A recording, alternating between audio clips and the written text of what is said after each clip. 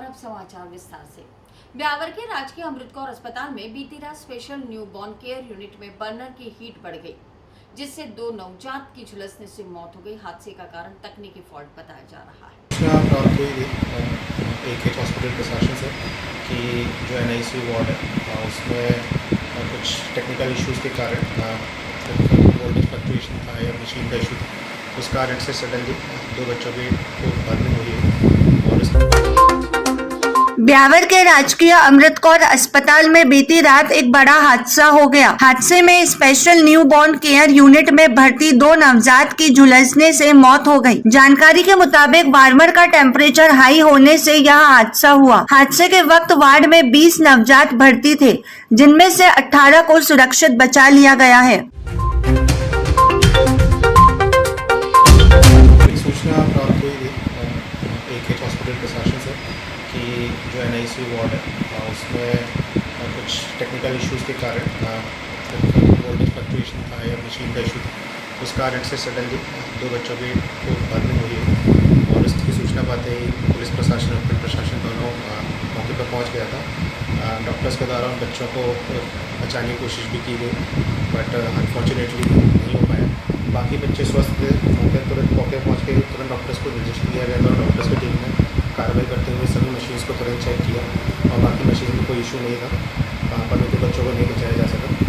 और इसके बाद बाकी सभी जो भी बाकी बच्चे थे उनके पेरेंट्स को भी उनके बच्चों से मिलवा दिया गया है और सभी को आश्वस्त कर दिया गया कि उनके बच्चे स्वस्थ हैं। दुर्भाग्यपूर्ण घटना है जिसका मुझे बहुत खेद है, लेकिन साथ ही साथ ये कहना चाहूँगा कि तकनीकी खामी की वजह से ये चीज़ हो गई और इसकी फिर भी हम लोग जांच कर रहे हैं और जांच करने के साथ में पूरे निर्णय के साथ ही हम पुख्ता बात कह पाएंगे।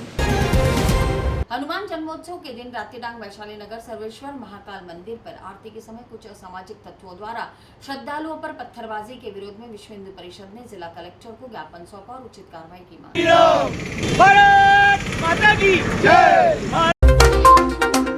मंदिर में असामाजिक तत्वों द्वारा पथराव करने के विरोध में विश्व हिंदू परिषद द्वारा ज्ञापन दिया गया और उचित कार्रवाई की मांग की गई। विश्व हिंदू परिषद ने बताया कि हनुमान जयंती के दिन रातीडांग वैशाली नगर सर्वेश्वर महाकाल मंदिर पर आरती के समय कुछ उन्मादी लोगों ने पत्थरबाजी की, जिससे वहां भय का वातावरण व्याप्त हो गया, जो कि असहनीय है। हनुमान जन्मोत्सव के दिन रातीडांग वैशाली नगर मित्र नगर में एक मंदिर है, वहाँ पर कुछ असामाजिक तत्वों ने पत्थरबाजी की, जिससे वहाँ पर जो समाज है उसमें भय का वातावरण व्याप्त है। वहाँ के स्थानीय लोगों ने और विश्व हिंदू परिषद के कार्यकर्ताओं ने पुलिस में शिकायत भी की, लेकिन अभी तक कोई कार्रवाई नहीं की, बल्कि अन्य कारणों से उस विषय को दबाया गया। आज हम लोग जिलाधीश महोदय से मिलकर इस विषय पर संज्ञान लेकर इन असामाजिक तत्वों पर उचित कार्रवाई करें, इसलिए ज्ञापन देने आए हैं। नामजद रिपोर्ट है और बाकी विषय संजय जी बताएंगे। भाई, रामनवमी और हनुमान जयंती से पूरे देश भर में सिलसिलेवार शोभा यात्राओं पर, रैलियों पर जो विधर्मियों द्वारा षड्यंत्र पूर्वक पत्थरबाजी की घटनाएं हो रही है, उसी क्रम में 16 अप्रैल हनुमान जयंती के दिन सर्वेश्वर महाकाल मंदिर रातीडांग मित्र नगर में संध्याकालीन आरती के समय में असामाजिक तत्वों द्वारा मंदिर के ऊपर और भक्तजनों के ऊपर पथराव किया गया। स्थानीय लोगों के और विश्व हिंदू परिषद के कार्यकर्ताओं ने इस घटना की रिपोर्ट कृष्णगंज थाने में दी, जिस पर वहाँ के स्थानीय एक नेता के दबाव में आकर पुलिस प्रशासन उस पर राजीनामा करने का समझाइश करके निपटाने का प्रयास कर रहा है। इसी क्रम में विश्व हिंदू परिषद इस घटना का निंदा करती है और जिलाधीश महोदय से मांग करती है कि उन दोषियों के खिलाफ सख्त से सख्त कार्रवाई हो और अजमेर जिले में इस तरह की घटनाओं की पुनरावृत्ति नहीं हो। इसके विरोध में आज विश्व हिंदू परिषद अजमेर महानगर जिलाधीश महोदय को ज्ञापन। पॉक्सो कोर्ट ने 3 साल की मासूम के साथ दुष्कर्म करने वाले आरोपी को 28,000 आर्थिक दंड सहित आजीवन कारावास की सजा सुनाई। पिछले साल आरोपी ने बच्ची को बहला फुसलाकर उसके साथ कुकर्म किया था। महत्वपूर्ण फैसला सुनाया है। 3.5 साल की छोटी बालिका के साथ दुष्कर्म के आरोपी को शेष प्राकृतिक जीवन जीने की अंतिम सांस की सजा से दंडित। पोक्सो कोर्ट द्वारा 3 साल की मासूम के साथ दरिंदगी करने वाले आरोपी को 28,000 आर्थिक दंड के साथ आजीवन कारावास की सजा सुनाई गई है। दरअसल प्रकरण 2021 का है, जब रक्षाबंधन पर बच्ची अपनी मां के साथ ननिहाल गई थी। वहां विक्रम नामक आरोपी बच्ची को बहला फुसलाकर अपने साथ ले गया और उसके साथ दुष्कर्म किया। मामला इस प्रकार से है कि आज पोक्सो कोर्ट के विशिष्ट न्यायाधीश श्री BL जाट साहब ने बहुत ही महत्वपूर्ण फैसला सुनाया है। 3.5 साल की छोटी बालिका के साथ दुष्कर्म के आरोपी को शेष प्राकृतिक जीवन जीने की अंतिम सांस की सजा से दंडित। दस्तावेज गवाह तो अभियोजन की ओर से 16 गवाह कराए गए और 20 दस्तावेज थे। क्या हुआ मामला? घटना इस प्रकार से है कि छोटी बालिका अपनी माता के साथ अपने ननिहाल रक्षाबंधन के पर्व पर आई थी और बच्ची जब शाम को घर के बाहर खेल रही थी तो अभियुक्त विक्रम उसे बहला फुसलाकर अपने घर ले गया और काफ़ी देर तक जब बच्ची नहीं मिली तो उसकी मम्मी ने बाहर आके ढूंढा तो उस बच्ची को जो बाहर मजदूर कार्य कर रहे थे उन मजदूरों ने बताया कि उसे अभी विक्रम दरोगा अपने घर की तरफ लेके गया है। तो उसकी माँ जब उसके घर गई तो वहाँ पर विक्रम की गोद के अंदर वो बच्ची थी। उस विक्रम से उस बच्ची को जब वापस लेकर आई तो देखा कि उसकी जो कैबरी के दोनों लेग थे उसके पैर एक ही लेग में था, बच्ची के दोनों पैर। तो उसकी माँ को संदेह हुआ, शक हुआ और फिर उसने गंज थाने पर इसकी घटना की रिपोर्ट की। पुलिस ने भी तत्परता से कार्रवाई करते हुए मुकदमे के अंदर 18 सितंबर 2021 को माननीय न्यायालय के समक्ष आरोप पत्र पेश किया। अभियोजन की ओर से तत्परता से इसमें बयान कराकर और आज माननीय न्यायालय द्वारा अभियुक्त को अंतिम सांस की सजा से दंडित किया गया। पूर्व में भी इसी प्रकार से माननीय न्यायालय द्वारा 31 मार्च 2022 को, 12 अप्रैल 2022 को और आज इसी प्रकार की सजा से दंडित किया। उसको 28,000 रुपये अर्थदंड से दंडित। रूपेंद्र कुमार परियार, विशिष्ट लोक अभियोजक, पोक्सो। राजकीय कन्या महाविद्यालय में 2 दिवसीय होम्योपैथिक शिविर लगाया गया। शिविर में छात्राओं को होम्योपैथिक स्तर पर बीमारियों और इलाज के बारे में जागरूक किया गया। कन्या महाविद्यालय अजमेर में 2 दिवसीय होम्योपैथी का शिविर आयोजित किया गया है। राजकीय कन्या महाविद्यालय में 2 दिवसीय होम्योपैथिक शिविर आयोजित किया गया, जिसका उद्देश्य छात्राओं को स्वास्थ्य संबंधित बीमारियों के बारे में जागरूक करना और सभी प्रकार के रोगों का होम्योपैथिक स्तर पर निराकरण करना रहा।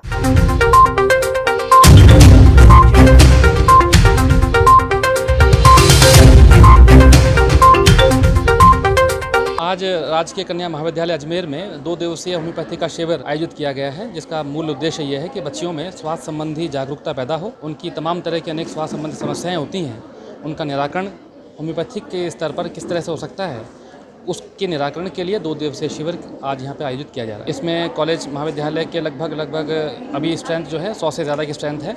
ये शिविर कल भी चलेगा, तो इसमें उम्मीद करते हैं कल और भी बच्चियाँ जो स्वास्थ्य को लेकर के परेशान रहती हैं, जागरूक रहती हैं, वे भी कल इसमें पार्टिसिपेट करेंगी।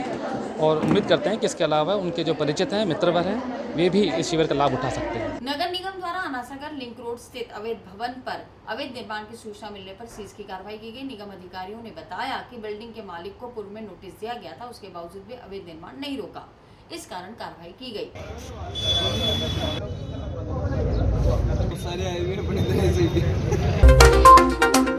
नगर निगम द्वारा आनासागर लिंक रोड पर गेटवेल हॉस्पिटल के सामने निर्माणाधीन बिल्डिंग पर अवैध निर्माण रुकवाकर सीज की कार्रवाई की गई। निगम अधिकारी ने जानकारी देते हुए बताया कि इस बिल्डिंग पर अवैध निर्माण की शिकायत मिली थी। इस पर बिल्डिंग के मालिक को नोटिस भी भेजे गए, लेकिन काम नहीं रोका गया। इस पर एक्शन लेते हुए बिल्डिंग को 90 दिन के लिए सीज कर दिया गया है।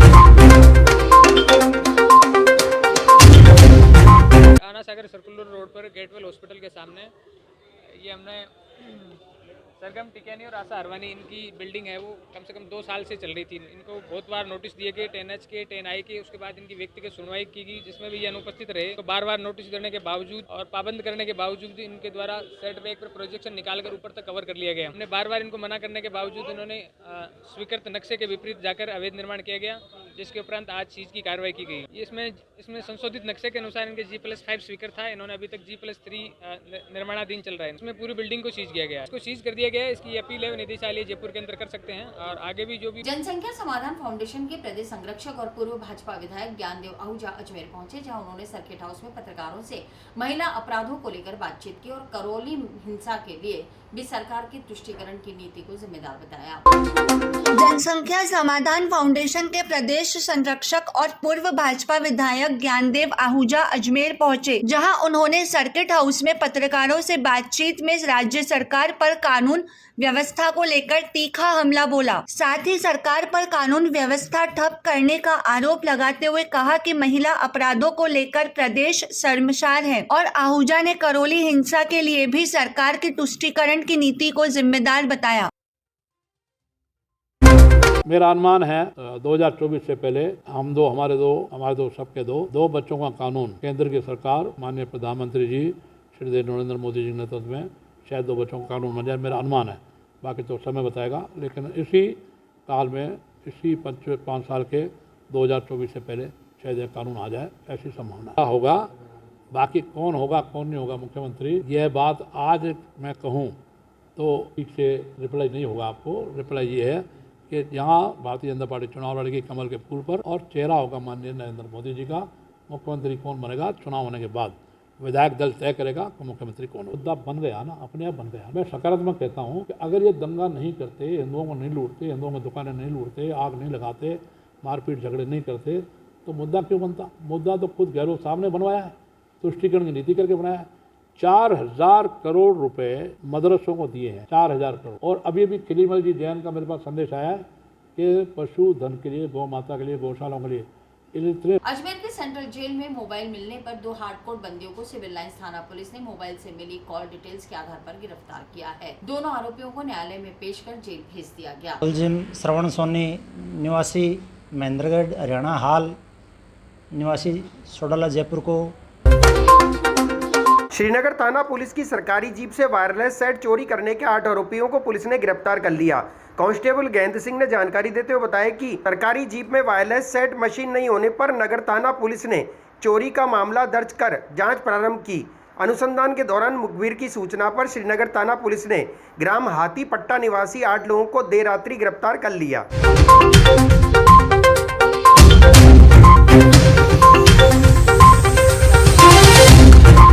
आज थाना सिविल लाइन पे दर्ज मुकदमा नंबर 393/21 धारा 42 राजस्थान कारागार संशोधन अधिनियम 2015 में मुलजिम रमेश गुजर निवासी रतनपुरा थाना करेड़ा भीलवाड़ा को व मुलजिम श्रवण सोनी निवासी महेंद्रगढ़ हरियाणा, हाल निवासी सोडाला जयपुर को अरेस्ट किया गया है और इसमें प्रोडक्शन वारंट लिया गया है, आज न्यायालय में पेश किया गया है। सेंट्रल जेल में मिले हुए मोबाइलों के संबंध में अनुसंधान किया गया, जिनमें इन दोनों बंदियों द्वारा अनाधिकृत रूप से जेल में निषिद्ध सामग्री का प्रयोग करके और जेल पे अंदर रहते हुए और मोबाइल पे बात करने पे इनको अरेस्ट किया गया। ये केंद्रीय कारागृह में निरुद्ध है। रमेश गुजर है वो NDPS के मामले में बंद है, जबकि हार्डकोर बंदी श्रवण सोनी